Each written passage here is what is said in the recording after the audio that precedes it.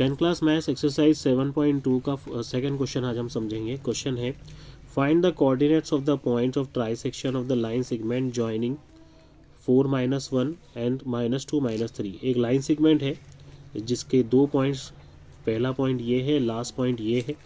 इस लाइन के तीन हिस्से किए गए हैं, तो तीन हिस्से करने वाले दो पॉइंट्स अगर होंगे, सपोज अगर ये एक लाइन बनती है जिसमें पहला पॉइंट हो जाएगा 4-1 और आखिरी पॉइंट हो जाएगा लास्ट -2-3। इस लाइन के अगर हम तीन हिस्से करते हैं, फर्स्ट और टू, ये तीन हिस्से हो गए।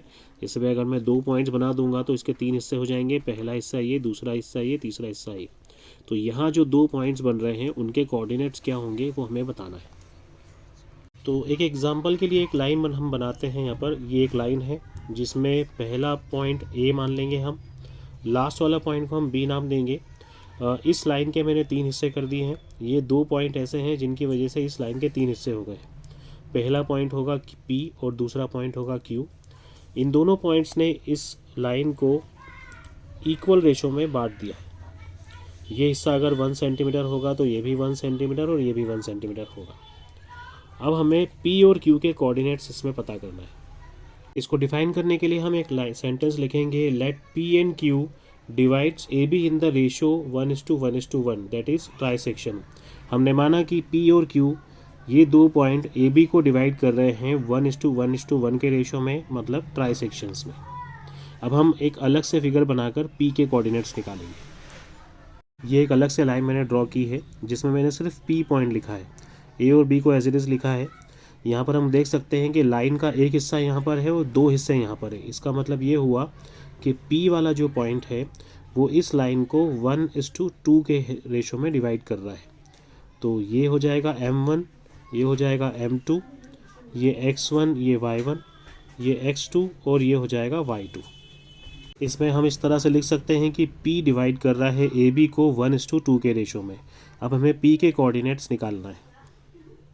अब कोऑर्डिनेट्स ऑफ P निकालने के लिए फॉर्मूला हम लगाएंगे। X की वैल्यू कैसे निकलेगी, फॉर्मूला मैंने भी पहले बता चुका हूँ मैं आप लोगों को।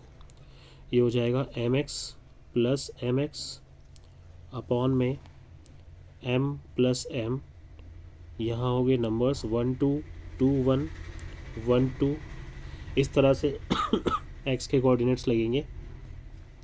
उसके बाद y के कोऑर्डिनेट्स निकालने के लिए formula my plus my upon में m प्लस m।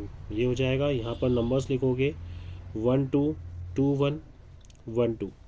अब इसमें हम वैल्यूज़ लगाएंगे। वैल्यूज़ एक बार मैं डिफाइन कर देता हूँ आपको। m1 रेशो m2, इसकी जो वैल्यू है, P इस लाइन को डिवाइड कर रहा है 1:2 के रेशो में, तो ये हो जाएगी m1 m2 की वैल्यू 1:2। ए के कोऑर्डिनेट्स है 4 एंड -1, तो यहाँ पर x1 की वैल्यू ये होगी और x2 y1 की वैल्यू ये होगी। b के कोऑर्डिनेट्स हैं -2 एंड -3, तो यहाँ पर x2 की वैल्यू ये होगी और y2 की वैल्यू ये होगी। अब हम इन एक एक करके इन वैल्यूज़ लगाएंगे फार्मूलाज में। पहला फार्मूला था x इज इक्वल्स टू, यहाँ है m1 x2 सॉरी x2 ये रहा, m1 है 1 मल्टीप्लाई x2 की वैल्यू है -2 प्लस आगे है m2 है आपका 2 मल्टीप्लाई m2 के साथ हमें लिखना है x1 की वैल्यू, ये हो जाएगी 4 अपॉन में m1 प्लस m2 मीन्स 1 + 2 आ जाएगा यहाँ। इसको आगे सॉल्व करते हैं। x इज इक्वल्स टू 2 1 ज़ा 2 माइनस का साइन प्लस 2 4 ज़ा 8 अपॉन में 1 + 2 हो जाएगा 3। x इक्वल्स टू 8 - 2 हो जाएगा 6 अपॉन में 3 3 1 ज़ा 3 2 ज़ा, तो x की वैल्यू यहाँ पर आ रही है 2। अब y के कोऑर्डिनेट्स निकालेंगे। y के कोऑर्डिनेट्स में वैल्यूज़ है m1 y2, m1 की प्लेस पर आएगा 1 मल्टीप्लाई y2 की वैल्यू है ये -3 प्लस उसके बाद है m2 की प्लेस पर आएगा 2 मल्टीप्लाई y1 की वैल्यू है -1 अपॉन में m1 प्लस m2 है तो 1 + 2 हो जाएगा 1 + 2। y इज इक्वल्स टू यहाँ हो जाएगा -3 प्लस 2 1 ज़ा 2 -2 हो जाएगा यहाँ अपॉन में 1 + 2 3, y इज इक्वल्स टू -3 - 2 ये हो जाएगा माइनस माइनस प्लस -5/3, ये y के कोऑर्डिनेट्स हो जाएंगे। तो p जो हमने कोऑर्डिनेट्स लिए थे, p के कोऑर्डिनेट्स आ रहे हैं फर्स्ट पॉइंट के 2 और -5/3। अब इसका सेकंड कोऑर्डिनेट जो है वो q, q को भी हम देखेंगे, ये लाइन का 1 पार्ट है और ये लाइन का डबल पार्ट है। तो ये q पॉइंट जो है वो AB को 2:1 के रेशो में डिवाइड कर रहा है। तो हम एक लाइन लिखेंगे, now q divides AB in the ratio 2:1।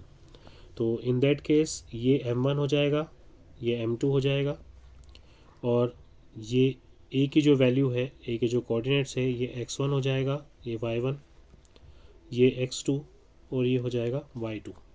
अब हम q में जो कोऑर्डिनेट्स आ रहे हैं x और y, उसके कोऑर्डिनेट्स निकालेंगे, उनकी वैल्यूज़ निकालेंगे।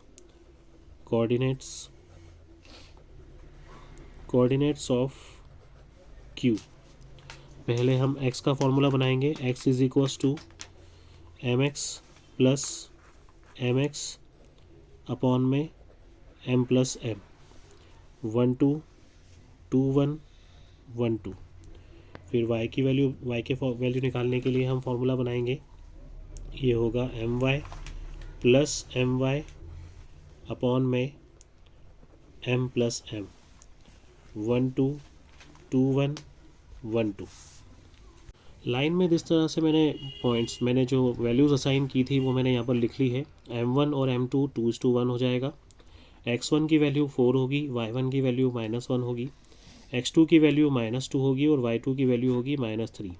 अब इन वैल्यूज़ को हम बारी बारी से फॉर्मूलाज में लगाएंगे।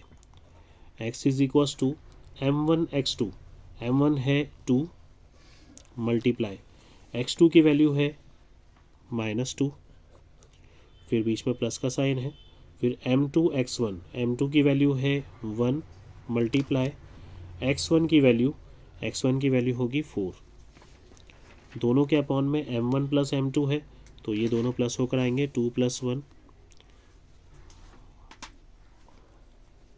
m1 प्लस m2 है तो 2 + 1 आ जाएगा। Next step, x is equals to 2 2 ज़ा 4, एक में माइनस का साइन है तो यहाँ माइनस आएगा, 1 4 ज़ा 4 अपॉन में 2 + 1 3, +4 -4 कैंसिल हो जाएगा, तो यहाँ पर आया आपका 0/2, 0/2 तो 0 से कुछ भी डिवाइड करो आप, वैल्यू 0 ही आएगी, तो x का पहला कोऑर्डिनेट आ गया 0। अब y की वैल्यू निकालते हैं हम। y का जो फॉर्मूला है m1 y2, m1 और y2 2 × -3 plus m2 y1 1 × -1 upon m1 plus m2 2 + 1। उसके बाद y इज इक्वल्स टू 2 3 ज़ा 6 होगा, एक में माइनस का साइन है तो माइनस, 1 1 ज़ा 1, एक में माइनस का साइन है तो यहाँ पर भी माइनस आ जाएगा, और 2 + 1 हो जाएगा 3। नेक्स्ट स्टेप में y इज इक्वल्स टू -6 और -1 हो जाएगा -7 अपॉन में 3, तो q के कोऑर्डिनेट्स हो जाएंगे 0 और -7/3। ये सॉल्यूशन आपका कंप्लीट हो गया है।